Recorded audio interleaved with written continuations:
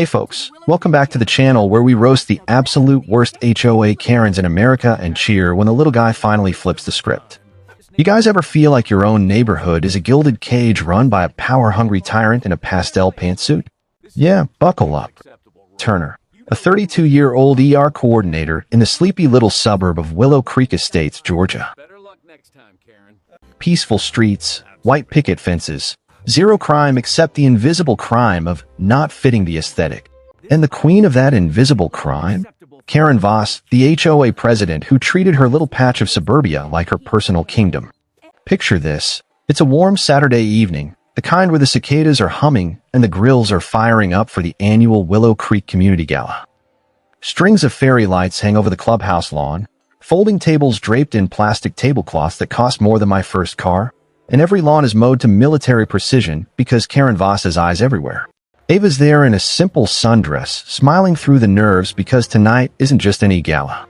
Tonight her dad, Roy Turner, is finally coming to meet the neighbors and to celebrate her engagement to Ethan, Karen's own son.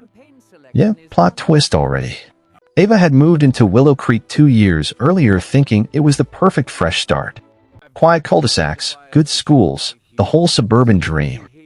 What she didn't know was that Karen Voss ran the place like a mafia don with a clipboard. Fines for grass longer than 3 inches. Fines for flags that weren't tasteful. Fines for parking your own truck in your own driveway if it had 1 speck of dirt. Karen was 58, built like a refrigerator in designer labels, always in loud floral blouses and power pearls, face frozen in that permanent, I smell something unpleasant expression. She loved calling herself, just looking out for property values, sweetie. Translation, she loved lording over anyone who didn't look like they belonged in a magazine spread. Roy Turner rolled up right on time in his old blue pickup, the same one he'd driven for 20 years hauling freight across 48 states. The truck had a few dents, sure, but it ran like a champ. He parked it neatly in a guest lot, climbed out in his best charcoal suit, the one he bought a decade ago for a funeral, and adjusted his worn fedora. The man was 64, hands rough from real work, smile genuine as sunrise. He wasn't there to impress anyone. He was there for his daughter. You can already guess what happened next. Karen spotted him from across the lawn like a shark smelling chum. She zeroed in, hips swinging, clipboard in one hand, plastic smile glued on. Well, hello there. You must be Mr. Turner. And scissor around back if you're delivering anything. Her voice dripped honey and venom at the same time. Roy just chuckled, tipped his hat. No ma'am, I'm Ava's dad. Karen's eyes dropped straight to his shoes, polished, sure, but creased and worn at the heels from actual miles. She let out this little musical laugh that carried across the whole lawn. Oh my. Did you walk here from the highway? Add such a rustic touch to our little event. The circle of HOA bored wives tittered like it was the funniest thing they'd ever heard. Blake, Karen's daughter and Ethan's sister, drifted over, champagne flute in hand, and zeroed in on the shoes too. Mom, look at those. Rock straight to the party. More laughter. Polite. Better than you, and we want you to know it. Ava felt her stomach drop. Heaving line next to Ethan, who suddenly found the string lights fascinating.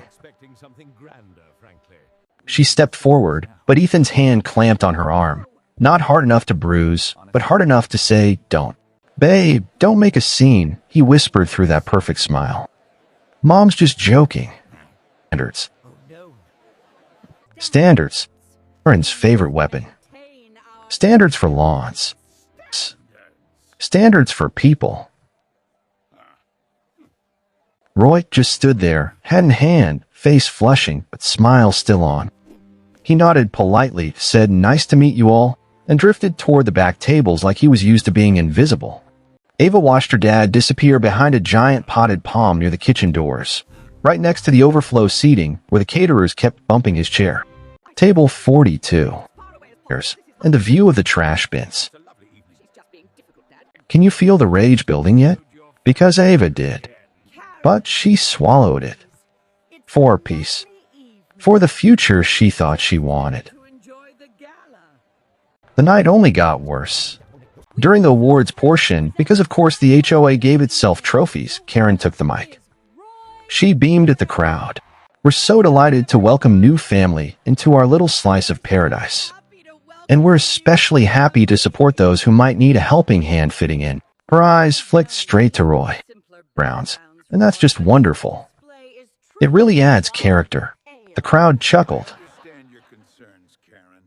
Roy sat there, wine stain now blooming across his jacket from Blake's accidental elbow bump earlier. He dabbed at it with a paper napkin, quiet as ever. Ava stood up so fast her chair scraped. Ethan yanked her back down. "You'll embarrass Mom." That was the moment something inside Ava cracked. Not broke, cracked. She looked at her dad across the lawn, saw him mouth, "I'm fine, honey," with that heartbreaking little nod he always gave in protecting her. And in that second, she remembered the small key he'd slipped into her hand earlier when no one was looking. "If you ever need the truth," he'd whispered, "it's in the safety deposit box." Tonight, she didn't know what it meant yet. The rest of the gala was a blur of forced smiles, passive-aggressive toasts, and Karen parading around like she just performed community service by letting the help attend. By the time Ava got home, she was shaking. Ethan tried the usual line, "Mom's under a lot of pressure, keeping standard high." "It's not personal." Ava stared at him like he was a stranger wearing her fiancé's face. That night, she drove to the bank, used the key, and opened the box. Inside, bank statements, property deeds, and one handwritten note from her dad. "I sold the company 5 years ago, kiddo. $1.2 billion. Never needed it. But if they ever make you feel small, use it." Ava sat in her car in the dark parking lot and laughed until she cried. Her quiet, shoe-shamed dad was secretly richer than the entire HOA board combined. And Karen Voss had just poured wine on a billionaire's only suit. The next morning, Ava woke up a different woman. The patient, keep the peace Ava was gone. In her place was someone who started taking notes.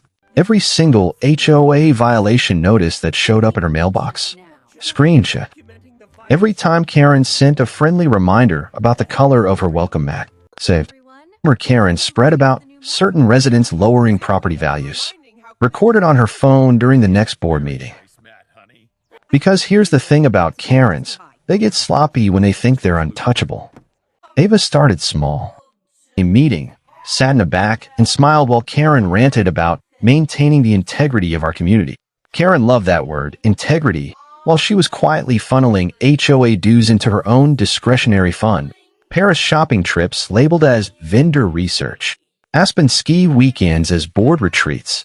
Designer handbags written off as community beautification supplies. Classic. Meanwhile, Roy stayed quiet. Place to help with wedding prep. Really, he was watching. Listening. Evidence the way only a man who spent 40 years on the road could. Patient, invisible, lethal. Ethan noticed the change. Mom's just enthusiastic. Ava smiled sweetly and said nothing.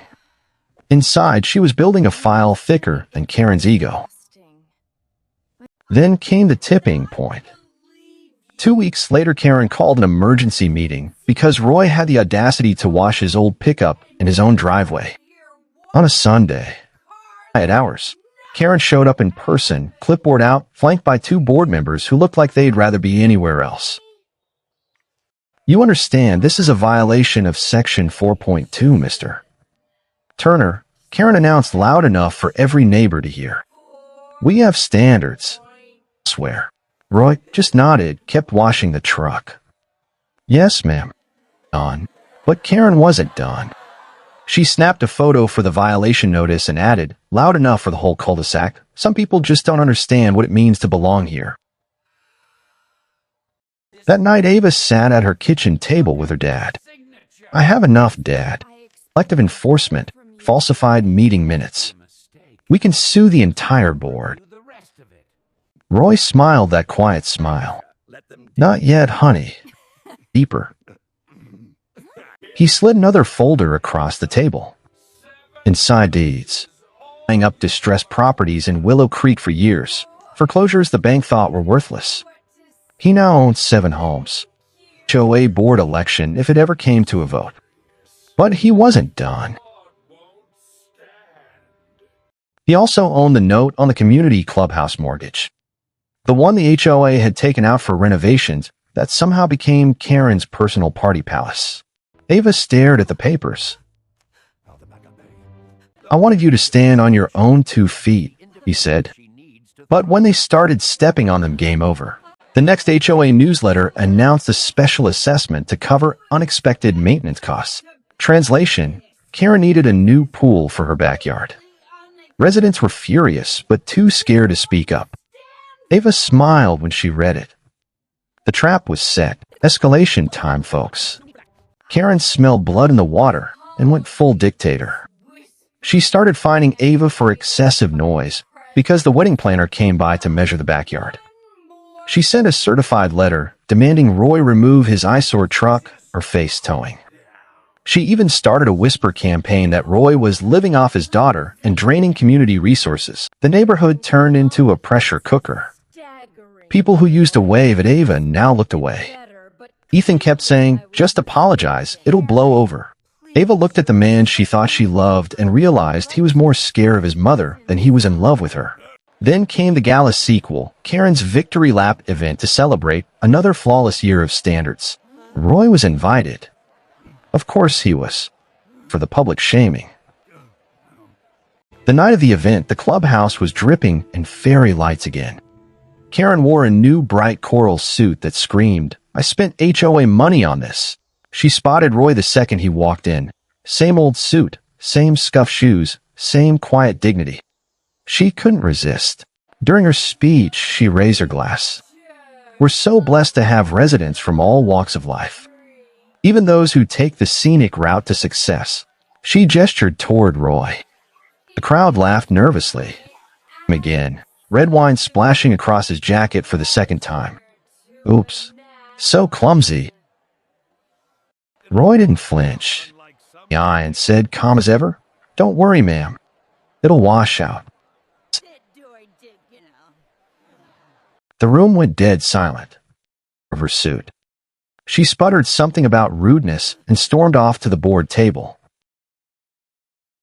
That was the night Ava decided enough was enough. She and Roy went home, opened the war room, and started calling lawyers. Arthur Hale, the shark in a suit who specialized in HOA takedowns. He took one look at the evidence and grinned like Christmas came early. Embezzlement, fraud, abuse of power. We've got them dead to rights. That changes everything. Roy leaned back. Because I'm not interested in jail time. I want them irrelevant. The counterattack began quietly. First came the certified letters to every homeowner, proof that Karen had siphoned over $180,000 in dues for personal use. Then the lawsuit, class action on behalf of every resident who'd ever been fined unfairly. Then Roy's quiet purchase of the clubhouse mortgage note. Overnight, the HOA owed him money. Karen tried to fight, screamed about outside agitators, threatened to sue anyone who sided with Ava. But the tide had turned. They started showing up at Ava's door with their own horror stories. The old lady 2 doors down who'd been fined for having a single political sign. The veteran whose flag was too large. The single mom whose kid's basketball hoop was non-compliant. Evidence piled up like snow in Georgia, rare but devastating. Ethan showed up one night begging. "Mom's losing it." Upsie. "Ava, please." Yes.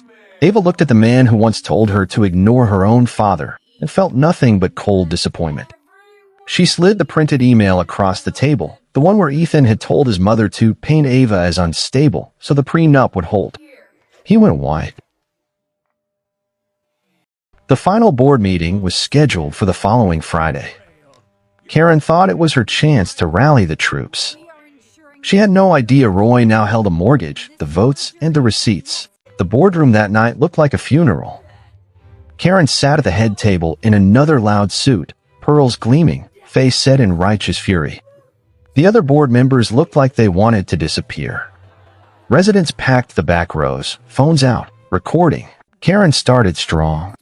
ridiculous. We have always acted in the best interest of property values. Roy stood up from the back row. He wasn't wearing the old suit tonight. He wore a tailored midnight blue blazer that cost more than Karen's car. He walked to the front like he owned the place, because he basically did. "Evening, Karen," he said quietly.